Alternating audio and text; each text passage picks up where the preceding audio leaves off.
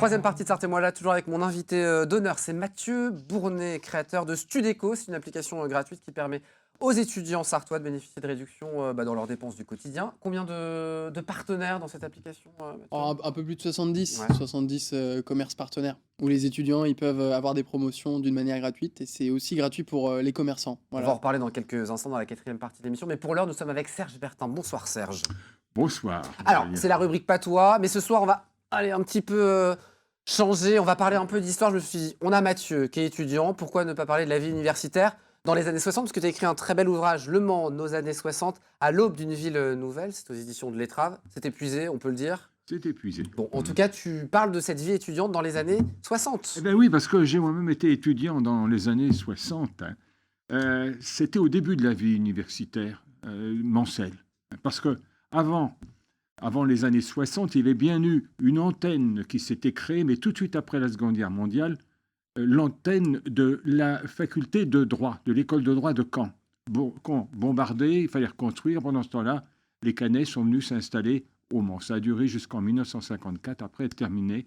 Ensuite, les étudiants du Mans qui voulaient suivre leurs études, ils allaient à l'académie, ils allaient à Caen. Pourquoi Caen? C'est pas Nantes, du coup Justement, parce non. que Caen, ben non, les régions n'avaient pas encore été faites telles qu'elles sont maintenant. Hein. Et Caen, c'était le siège de l'académie de Caen. Et toute la vie scolaire et universitaire dépendait de Caen. Et un étudiant qui voulait au Mans étudier en supérieur, il était obligé d'aller à Caen, tout simplement. Alors, en 1960 quand même, il y a eu une révélation, si une je puis révolution dire, peut-être même. une véritable révolution, dans la mesure où l'université de Caen a consenti à créer une antenne de son université, mais simplement pour les scientifiques. C'est ce qu'on appelait MPC, maths, physique, chimie. Et c'est en 60 que les scientifiques sont venus, depuis Caen, enseigner aux étudiants manceaux. Ça se passait au tout début, les premières années, dans les classes du lycée Montesquieu. Et puis ensuite, eh bien, ma foi, un bâtiment a été construit dans l'enceinte du lycée Montesquieu.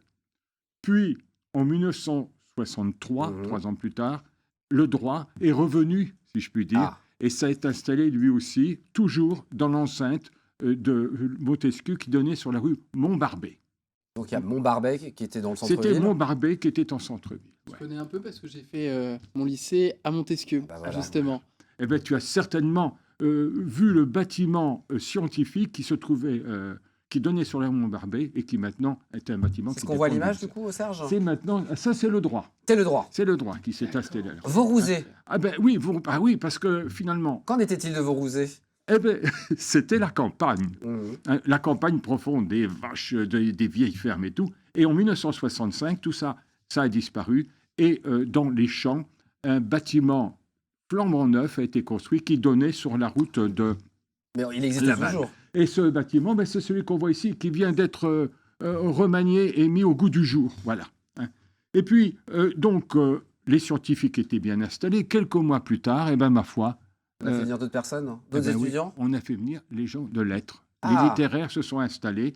Mais alors cette fois-ci, c'était là, M. Pinazzi, vous voyez, qui était le premier responsable de l'université. C'était une personnalité extrêmement bien appréciée par certains, bien détestée par d'autres. On le verra peut-être par la suite. Mais un homme de grand talent et qui avait... Ah, voilà le droit, voilà la lettre. Les étudiants de lettres étaient ici. Moi-même, j'étais là-dedans, dans ces petites scans, dans ces bâtiments très, très, très modestes. J'ai le souvenir que quand il y avait du vent, il y avait un pommier dont la branche frappait la vitre. Ce sont des souvenirs. On était en pleine campagne. Vous voyez, c'était la campagne, j'allais pas dire profonde, mais quasiment. Ça s'appelait le CELS, Collège d'études littéraires supérieures, et c'est devenu ensuite le CLU, Collège littéraire universitaire. Il y avait aussi un resto U. Alors, il y a eu un resto l'année suivante, en 1966, ainsi que la résidence universitaire et l'UIT s'est installée en 1967. Puis et la vie étudiante? Est-ce qu'il y avait une vie étudiante à l'époque? Excellente remarque. Je sais. Il suit bien. Hein. Oui, je lis bien surtout.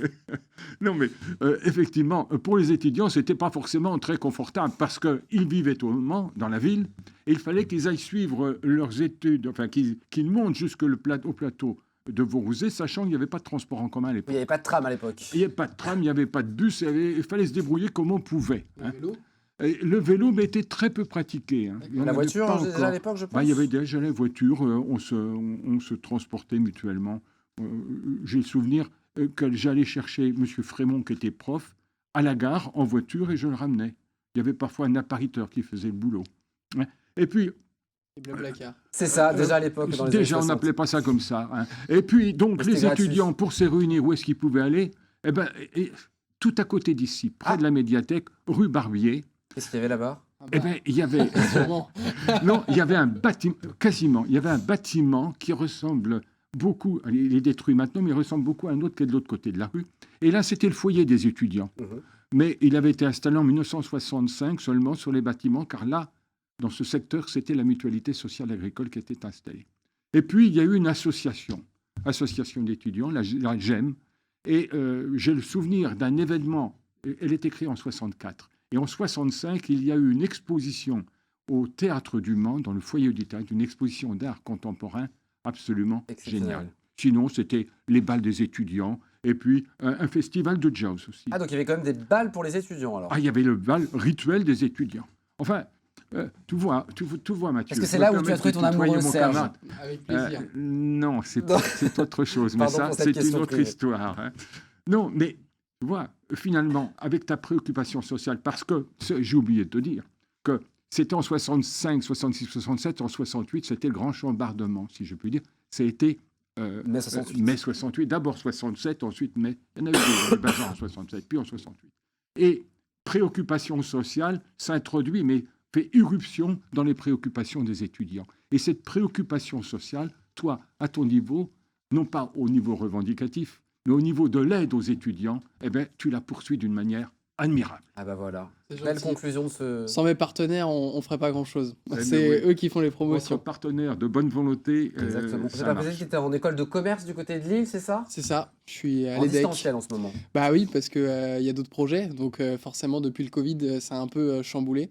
Mais j'ai fait 2 ans de mes études à Lille. Moi, j'ai jamais été étudiant du supérieur sur la ville du Mans. Je sors évidemment sur le Mans. Je suis originaire du Mans. J'ai fait toutes mes études sur le Mans. Et je pense que vous racontez, c'est super. Et beaucoup d'étudiants, notamment à Montesquieu, devraient avoir connaissance de ça. Parce que c'est impressionnant. On va causer un peu pas toi, juste une expression parce qu'on est pris par le temps. Bah oui, je m'en On y souviens va, parce qu'on va bien. faire causer le gars Mathieu quand même.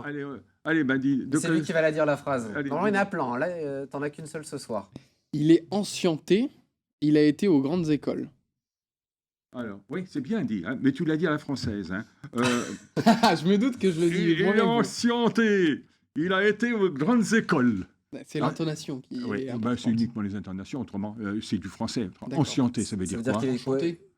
Ah non, Ah non. ancienté, Mais il les était sciences. éduqué, donc il a pu faire les grandes écoles. Ah, il est d'accord, savant. ok. Il est savant. ancienté, Il est savant, oui, il bien est sûr, ancienté, d'accord, ok. Et puis, ce d'accord. qu'on appelait autrefois le patois, vous savez, en patois, il y a l'université, il n'y avait pas de mot en patois pour dire. On disait les grandes écoles pour dire Ouais, bien sûr, il est bien instruit, hein, il est savant, il était aux grandes écoles. bien sûr. On va conclure là-dessus. Ah ben c'est rapide. Merci Serge. Ah ben de rien, c'est le C'était un plaisir. plaisir de t'avoir sur le plateau. Tu Ah, reviendras, tu reviens vendredi, je crois. Ouais, on va causer histoire. Bon, on verra, ça sera à 18h45. Merci beaucoup, Merci. Serge, d'être venu sur le plateau. Mathieu, on reste ensemble. Dans un instant, on va parler de cette application Studeco. Ouais, avec On va plaisir. tout connaître dessus. C'est dans un instant, juste après une petite page de pub. À tout de suite.